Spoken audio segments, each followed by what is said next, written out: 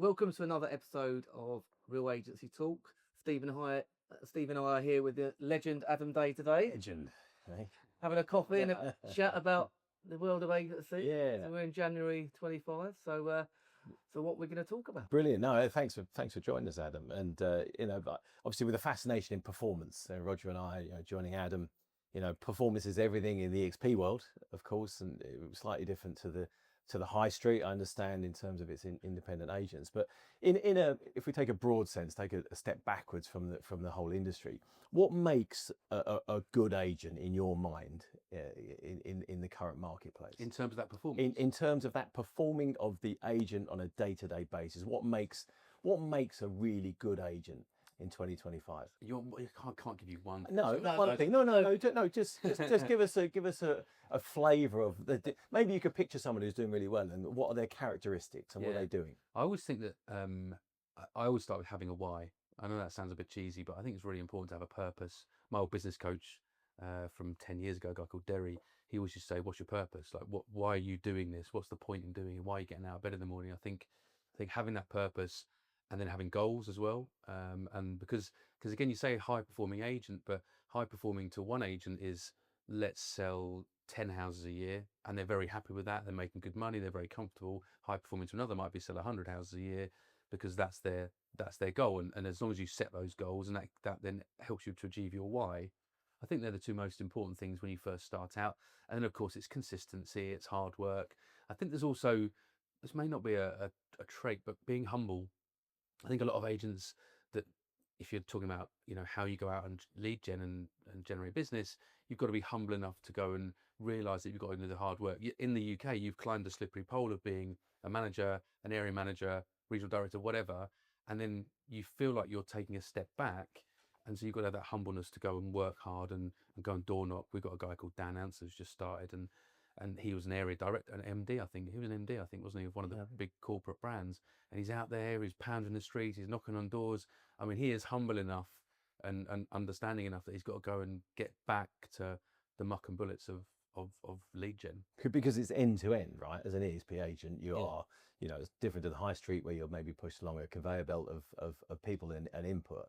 And that, I guess there's a challenge in that. I suppose it was a bit of a broad question, wasn't it? I was thinking more from the vendor's point of view, that they're happy in the end. That's another test of a success, right? That every seller is ultimately delighted with the agent's work, right? Yeah, and that's again, that's part of the model, and without it becoming a self-employed EXP fest, it's an end-to-end service for the client. So from a client point of view, the agent is available, usually into the evening, and again, from a performance point of view, the agent is present all the time. They're doing the viewings, they're getting the feedback, they're posting messages on WhatsApp. They're going that extra mile, which you have to do when you want to be an elite performer. You have to go that extra mile in the consistency of your actions, in how you decide to do things, in your career. You have to go the extra mile in so many different formats, didn't you? I guess. Yeah. If you want to stand out, you have to. Yeah. So I know, like, obviously, Steve, when you were like training for a big performance, a big the games or world championships, you have a plan, don't you? So do you think the successful agents you've seen, they have a detailed plan? That it's one thing having a purpose, but you've got have the steps laid out. Like, when I get to that level, or when I've got 10 listings and 10 sales going through, what does it look like then? What's my day look like then? Do you think the ones which overcome that, because they overcome it because they had a plan from the outset, or I don't think they do. do you think they just blag it? I think a lot of them just. Well, I did, but I did. Yeah, I've never been like that. I've always been business plan. What's my why? What's my goal? And reverse engineer. Yeah. What do I need to do? What are my actions each day that I need to do to achieve that? And I've always had business plans. I've got a 5-year forecast. I've got that right. I could open up my laptop right now, and it's always 5 years. So I know exactly where I'm going to be in 5 years' time, where I want to be. But I think a lot of agents will come in and wing it because they're just like worried about. But if they're more structured about it, if they'd had that in their locker, there'd probably be more agents even more successful more quickly.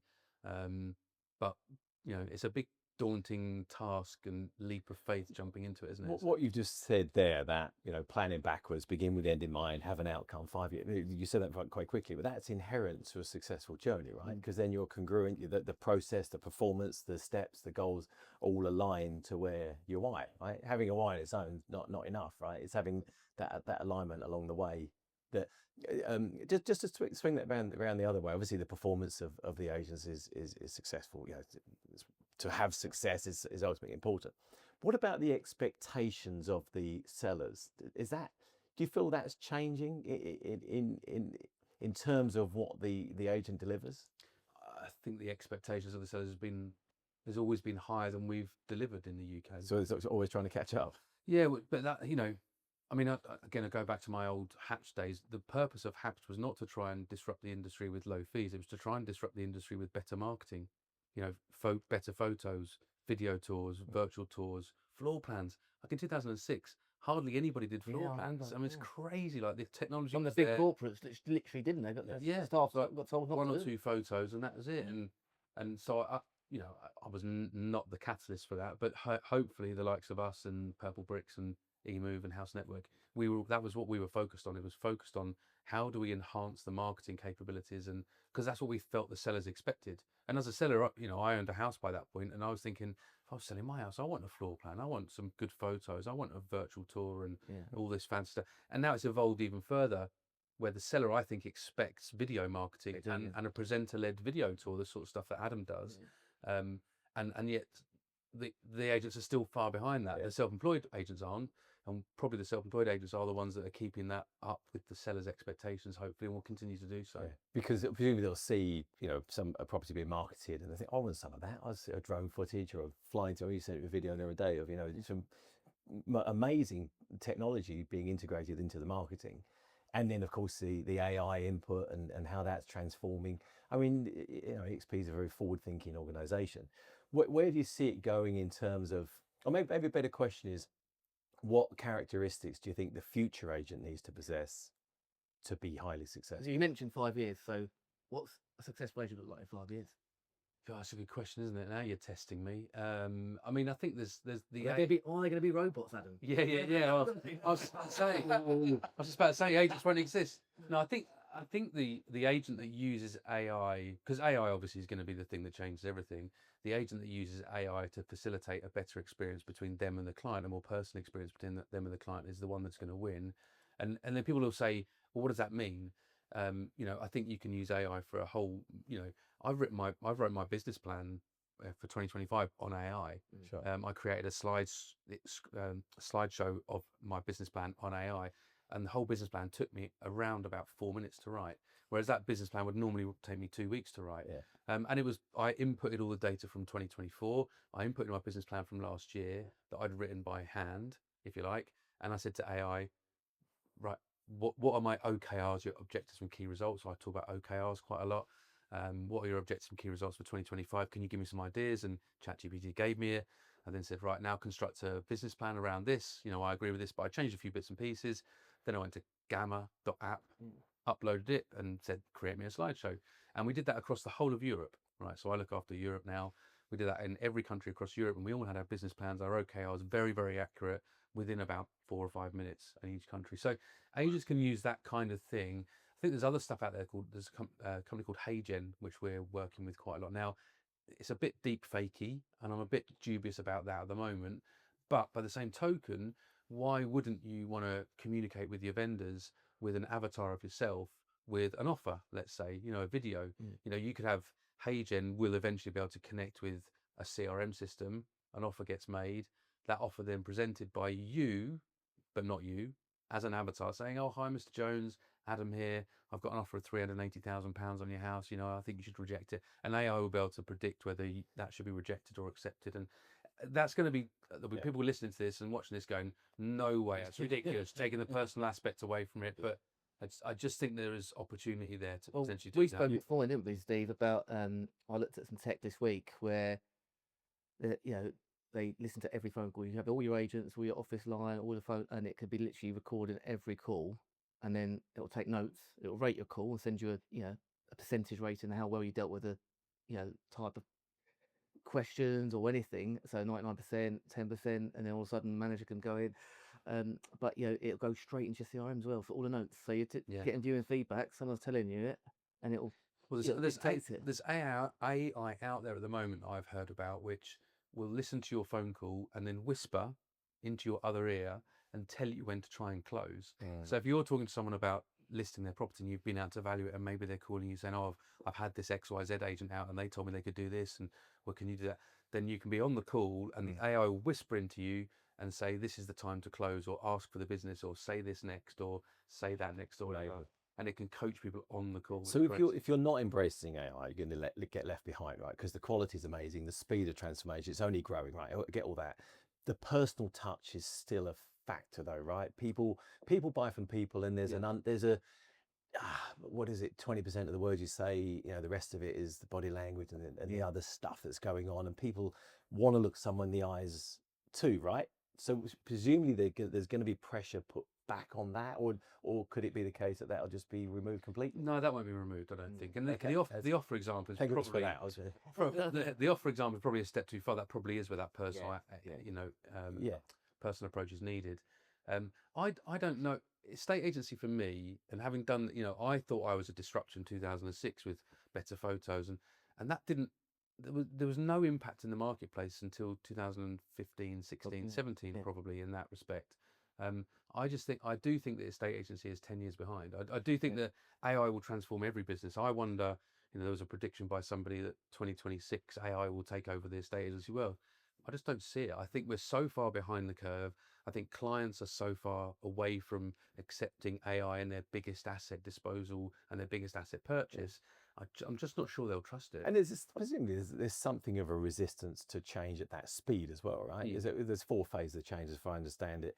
In that growth mindset is denial, resistance, exploration, commitment, right? And a lot of people are still stuck in the no, not for me, don't want to do that, and they're going to lose out because they'll become the blockbusters of this world. So we have to embrace change in any performance context. Right? I think it's going to enable a quality agent to scale a business faster. Because they're not going to have the cost implications. When I first started, and when Adam first started, have your secretary listening to dictate, writing the details. Now you're doing it in AI as you're going around, aren't you? So that job's not there, so you haven't got that cost. So it's such a cost effective. When I started, I had to use a graphic designer for every bit of design I wanted. Do you know what I mean? Now you can get AI to build your website in a few minutes. So I think it's going to enable more face-to-face conversations. I see agents being able to go and sit on every sofa to discuss an offer. Because they're not under answer phone, because AI's doing that bit of the job. That's what I perceive. So tech aside, I mean, it's here to stay. So let's embrace it. Moving on slightly, I was keen to ask you about sort of central government legislation, something that we probably ignore, can just back with what we've got, right, and tackle it as best we can.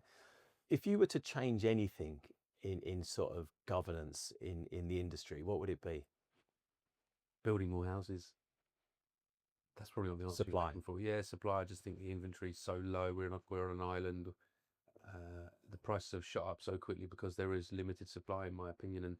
But I would also change things like, you look at the stamp duty, in COVID times, and the market just boomed. I think if you gave stamp duty relief to downsizers, for example, I'm looking for a 4-bed detached house. I live in a 3-bed semi. It's a lovely 3-bed 1930 semi on a really quiet residential road in the centre of the universe, a town called Hitchin. But I want the universe. Yes, centre of the universe. Yeah, but I want a 4-bed detached house. There aren't any because my wife's mum and dad are an example of rattling around in a 4-bed detached house, and they don't want to sell it because it's too expensive. There's nowhere else to go to. There's nowhere else to go to because I'm not putting my 3-bed semi on the market because they're not putting their 4-bed detached house on the market. And the cycle. There's that vicious cycle that it's stuck in, and there's so many people. A lot of my friends are stuck. A lot of my friends' mums and dads are sitting in these big houses, and I'm like, when are they going to sell? So I think that if we had some incentives to help to buy is gone, right? Help to buy is pointless because it's fueling the bottom of the market. All you want to fuel is the top of the market, moving downwards, basically. I think. So it's not So it's not first-time buyers; it's the other way around. Yeah, you want to remove stamp duty for downsizers. Encourage more house building so that those downsizers have more stock to buy. Because a lot of older people want a brand new house because they don't want the maintenance work. I don't think they're building the houses they want to buy. No, exactly. They're building flats. That's the problem. Yeah, That's a big problem. Yeah, You know, we see that they might want a bungalow, but you know, they want one with a driveway. Yeah. But they want one with a driveway right by the house, not around the back of the house. We're obviously Essex town design guys, so they put all the garages around the back. So the people like in their 60s and 70s don't want to do that. It's interesting, that demographic, because I've often thought they're capital rich typically, but not necessarily cash rich. You know, they might not have the turnover, might have a pension, you know, for downsizing. So releasing capital is one thing, but they might not have the cash. Can't get their head around that. And I wondered, you know, when it comes to negotiating, presumably there could be a way. I've often thought this with estate agencies, that they could incentivize sellers to help that stuck, you know, things that are stuck by, I don't know, I'll pay you stamp duty, or there'll be a cashback. I know a developer, so would give away a new VW Golf if somebody bought a car. Buy the house, and they got a free car. They can go and sell it back to them and get some cash out of it. But that incentivizing, because people get that cash in their bank account as opposed to the capital in their property, right? So those down sellers. But I never really hear that in the negotiating. Is that often, or is that the case, or have I gone off on a tangent there? I wouldn't say that's the case typically. Okay. But yeah, I think they need to bring those incentives. They do need to bring incentives, you know. I think that, but they don't. Well, the government don't even think about it. They're not even on that wavelength, are they? They're all about, you know, increasing taxes, helping first-time buyers to buy, and that's historically the last 15, 20 years is what it's been like. And I just don't think they think about actually the cycle of the property market. And then the problem that's been created over the last 5 or 6 years is that all of these people rattling around in 4-bed detached houses have all gone equity release. So my mum, all of her friends, they're all in their mid to late 70s. They've all done equity release. So now they can't move. It's like, you know, we should have banned equity release. All mortgage advice now throwing daggers it makes at me. it worse.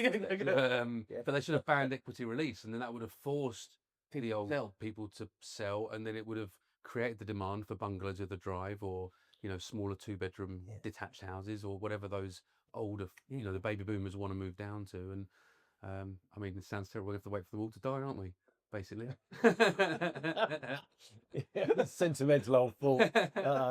But again, you look at, you know, 5 years. What does the housing market hold in 5 to 10 years' time? We could see, you know, because the baby boomers will be starting to pass, and we could have a huge oversupply of houses, and that's going to be a problem as well, because you've got an oversupply of houses. You haven't got this. Well, obviously, you're speaking to Americans all the time. You know, I was watching a video last night talking about the oversupply of houses out there. You know, and they think that there's going to be an influx in, you know, that baby boomers selling up in that 5-10 year period, because they're not like, haven't got an undersupply like us, have they? No, they've got. It's very theoretical, though, is it? Because there has been for a lot of years now, decades.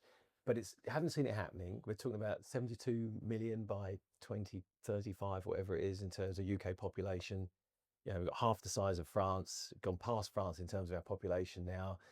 It doesn't look like that's happening, does it, in terms of oversupply? Government. No, when was the last time the government hit the build target? 1976 or something.